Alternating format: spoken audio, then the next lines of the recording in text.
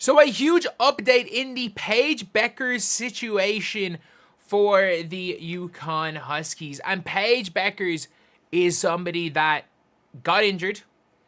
She got injured in her last game, which was a kind of just, in my opinion, a situation where it's like, you don't ever blame the players for this, in my opinion. You got to blame the rules of basketball, because I think diving needs to be like, effectively diving for balls. It is it is so dangerous, especially when it's like the amount of knees we see get blown out from diving on balls is crazy. Like, it should just be a situation where, I don't know, you have the ball on the ground to travel. Just keeping players safe is more important than, perceived hustle. Because let's be real, how many star players have we seen have their knees blown out from diving on balls? There's no reason for it to be in basketball.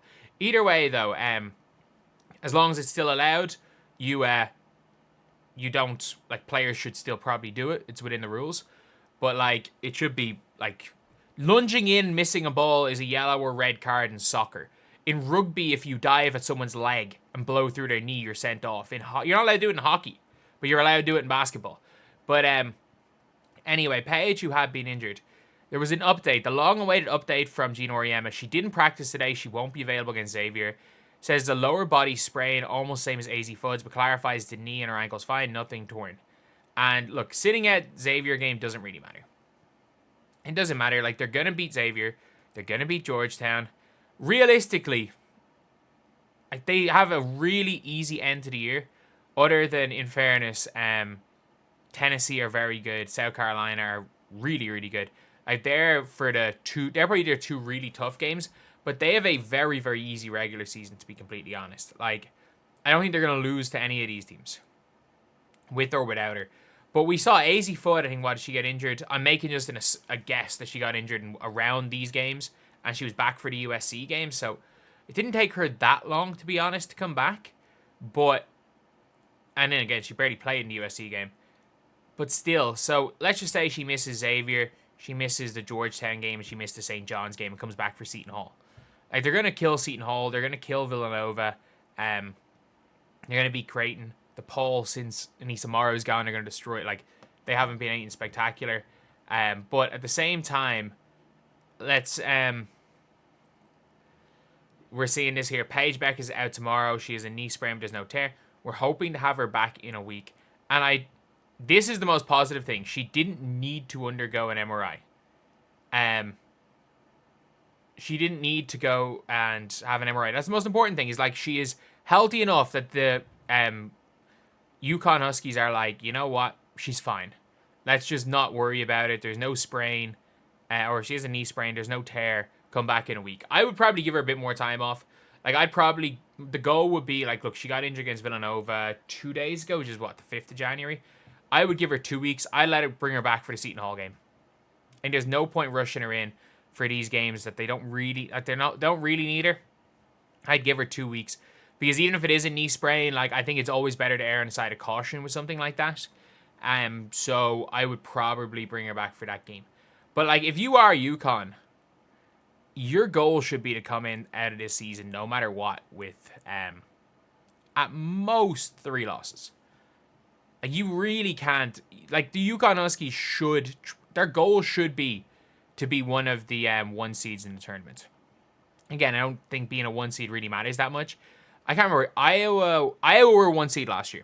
Yeah, Iowa were a 1 seed, because I can't remember what they were the year before. I think they were a 2 seed when they lost in the second. It was in the second round one year as a 2 seed or something. But they were a 1 seed last year because UCLA were 2 and LSU were 3. So UCLA lost before the Elite 8. Lost in Sweet 16 to LSU. But yeah, it is, like, it's going to be one of those things where, look, they played Villanova and they won by 30. Like, they've played Nova again. They're going to win that game again. Who do Nova have this year? Like, they didn't make the tournament last year. They lost Lucy Olson. They replaced Lucy Olson with Breanna. So I don't see them being anything like crazy good, to be honest. Like, they still have players. Like, obviously, Breanna's super. But, like, they're 7 and 8 this year.